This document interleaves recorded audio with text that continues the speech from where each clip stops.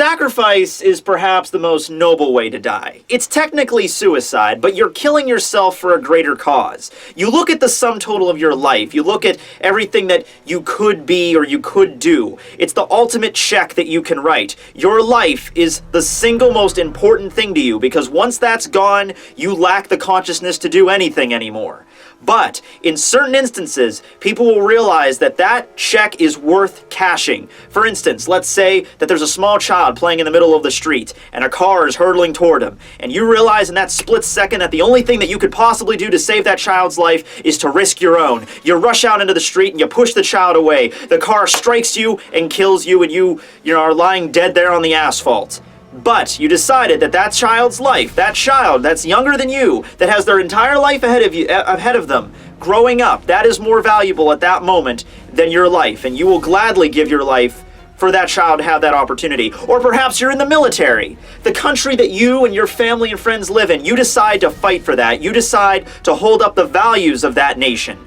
And even if that takes you to faraway lands that you never thought you would be in, you'd be in the middle of a fucking war zone, bullets whizzing around all over the place, bombs dropping. My grandfather fought in World War II. You didn't think that he might have thought at some point that, he was going to die in the Pacific Theater?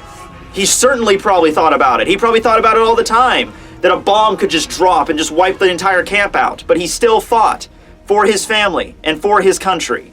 That, my friends, is sacrifice. So if you thought that these were all going to be depressing, most of them are. But this one is more of just, energetic, empowering, I guess. All right, let's go to the shark lady. Ah, Tia, the things that I want to do to you, say about you, the things that I want to say about you. All right, well, Harribel is, once again, a pretty mellow espada. She doesn't have incredible amounts of bloodlust. That's kind of funny, considering that she is a fucking shark, but she, she listens to Aizen as what she believes to be her benefactor at the time. The anime actually expands on this a little bit more, how Aizen enlisted Harribel into his services, as well as Harribel being a Vasto Lorde. So that was kind of a nice touch on the anime, showing that Aizen apparently, helped her, which later on it turned out to be it was just a massive, fuck you, I don't really care about you at all, which resulted in Harribel fighting back. Though, I will say that her personality, beyond the aspect of death that she represents, sacrifice, isn't really that deep. She cares about her subordinates, and that's pretty much it. If you want to sum up Harribel's personality in one sentence, she doesn't really exhibit more than beyond that. Her Fraction, Mila Rose, Apache, and Sung Sun, she cares about them as if they were her own family, or her own little sisters, for instance, or her children. She will defend them, she will come to their aid when they're in danger, and she will avenge them if they fall. Yamamoto, the captain commander himself, torched her underlings, and even though he didn't kill them, Harribel's still up there, fully fucking aware that that's the captain commander she's talking to, and she's still like, you're next, you're the one because that's my favorite scene from Harribel, easily my favorite scene, because she's aware, she's a very intelligent character, she understands that, if I take on the captain commander, that's not going to be an easy fight. I mean, I understand, water beats fire, right?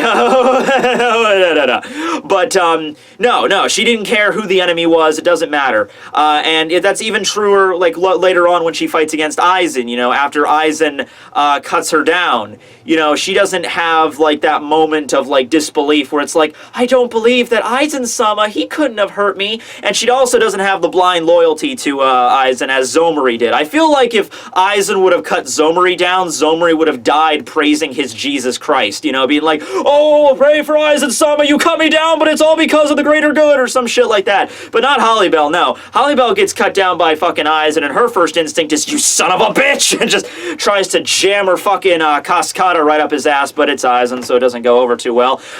Her aesthetic, her design was pretty chill. Of course, they had to censor the crap out of her in the anime, which is funny, because even after we found out, after she zipped up her jacket, and we found out what was underneath, it wasn't like bare breasts or anything. It was the anime's aversion to underboob. I don't know what it is, but anime always has a thing with underboob. You can show as much cleavage cleavage and side tit as you want, but when it comes to underboob, that's a big no-no. But aside from that, then we get into her Resurrection, which shows even more skin. She looks pretty cool. I loved her different, like, water-themed techniques. Her fight against Toshiro was pretty kick-ass. You know how it was basically just ice turning into water and then vice versa. Let's see, her, like Projectile Azul, Lagota, Cascada. You know, she's one of the fewest spots I can actually remember. Like, they have, like, a whole repertoire of attacks, and I can actually remember a decent amount of them. Most of Spot only have, like, 1 or 2 named attacks. You know, like, Stark had Cero Moitrieta. Probably fucked up that Spanish pronunciation. Baragon had Respira. You know, Ukiora had Lenzo del Relampago, you know, but, you know,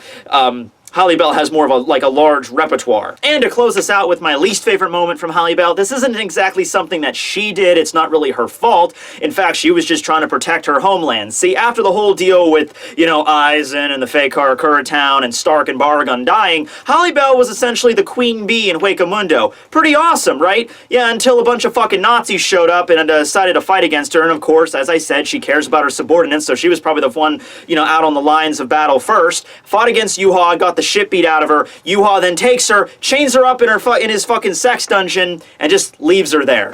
And that's the last time we see Harribel in the series. And legend has it, to this day, people speak about this in the hushed tones, that the Shark Princess is still chained up in the dungeon, awaiting a prince to rescue her someday.